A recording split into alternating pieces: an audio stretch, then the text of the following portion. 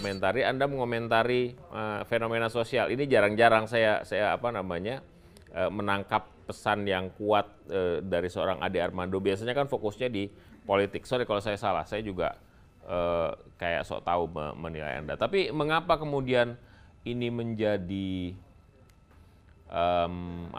menjadi meresahkan buat Anda, Bang Ade? Iya, kalau meresahkannya sudah cukup lama ya sebetulnya. Melihat betapa jor-jorannya ya sejumlah selebritis itu tampil di media sosial. Tapi sebetulnya ini ada kaitan sama politik juga. Iya, gitu ya. Ini pada awalnya sebetulnya terangkat gara-gara Pak Jokowi. Jadi sorry ini saya harus matiin sebentar. Jadi ketika itu kan Atta menikah, Oh itu ya, rame ada Pak banget Jokowi, ada ya. Pak Prabowo, Dan iya. ini rame ada Jokowi, ada Prabowo, Iya, ada siapa? Bambang ya, apa? Bambang Satyo dan Susatyo, seterusnya lah. Pokoknya itu rame dan Ketua MPR disiarkan dia. oleh RCTI. Ya Bambang Susatyo, Ketua MPR.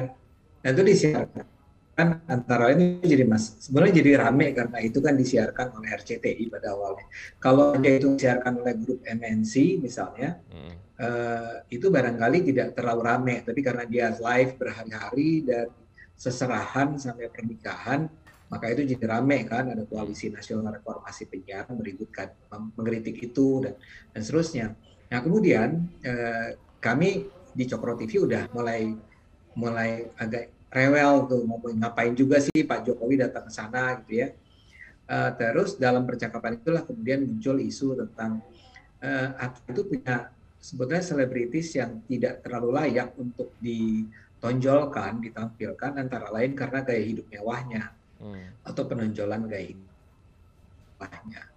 Nah sehingga kita mulai punya perhatian nih secara agak lebih spesifik tentang Atta. Nah beberapa hari kemudian mereka menikah dan kemudian mereka honeymoon ke Bali kan. Nah ke Bali itu pakai jet pribadi dan itu juga disiarkan. Nah ketika itulah saya tergerak untuk kembali saya sebagai seorang ilmuwan sosial. Dalam ilmu yang saya pelajari, isu tentang kemewahan itu adalah salah satu persoalan yang dianggap serius di negara-negara berkembang seperti Indonesia. Banyak sekali teori-teori bicara tentang bahaya atau ketidakpantasan dari gaya hidup mewah dalam sebuah masyarakat yang masih punya dikarakteristikkan dengan kesenjangan kaya miskin yang tinggi ya. Jadi ketika itulah saya mulai merasa bahwa ini kayaknya udah enough is enough lah, udahlah selesai lah ya. Atta ini harus dikasih tahu, dan bukan cuma Atta ya, di situ ada Raffi kan, saya juga menyebut ada Raffi, saya juga menyebut ada Andre Taulany, Nikita Mirzani, Andre Taulany, si Nikita dan seterusnya. Ini gaya hidup yang jelas tidak sehat lah ya. Ini tidak baik, apalagi mereka adalah YouTubers yang penontonnya luar biasa kan. Atta itu 27 juta subscribernya.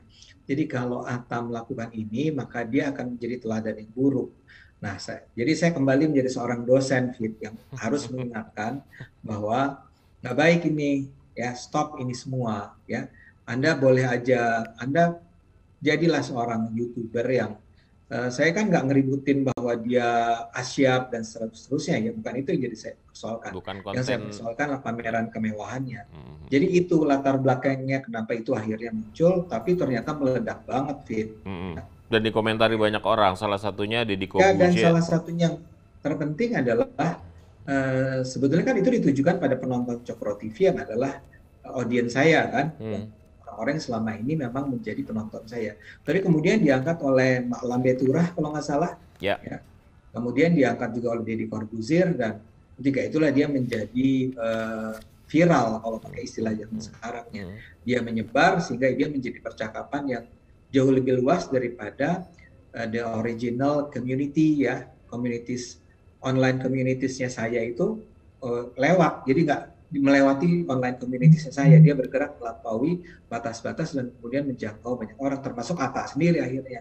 Saya yakin Atta tuh sampai tersinggung gitu, itu bukan karena nonton video asli saya, ya, tapi karena begitu ramainya dan dibicarakan dan yang menjadi sesuatu yang viral, kira-kira gitu kan. Ya, tapi pertanyaannya singkat aja deh, apa yang paling buruk yang mungkin bisa terjadi dari fenomena pamer kekayaan para selebriti itu buat masyarakat Indonesia deh? Sebetulnya nggak bisa dijawab dengan ringkas ya, tapi kira-kira beginilah.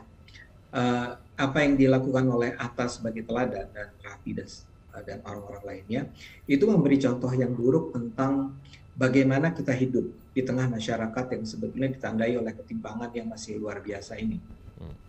Nah, kalau ini dianggap sebagai sesuatu yang layak dilakukan, maka kita akan masuk ke dalam sebuah masyarakat yang merasa bahwa it's okay untuk menyombongkan kemewahan, ya.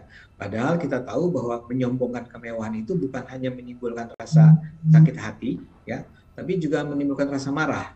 Jadi saya harus mengingatkan ada banyak studi ilmu sosial yang menunjukkan bagaimana di negara-negara di mana ketimpangan ekonominya tinggi, tapi disertai dengan gaya hidup mewah dari para elitnya, borjuisnya, itu bisa berujung pada erupsi sosial, perpecahan sosial, pada kemarahan sosial, pada bahkan revolusi, pada tragedi-tragedi seperti apa yang terjadi di Rusia, di Kamboja, atau di Indonesia untuk to some extent apa yang terjadi pada tahun 98, kemarahan orang terhadap orang kaya dengan membakari mall, membakari pusat-pusat perbelanjaan, membakari mobil-mobil, propertis dari orang kaya. Itu adalah hasil dari akumulasi kemarahan kalangan menengah ke bawah atau kalangan miskin terhadap apa yang mereka saksikan di depan mata mereka, yaitu pameran kemewahan yang luar biasa dari orang-orang kaya. Yeah. Kalau singkatnya begitu. Yeah, oke.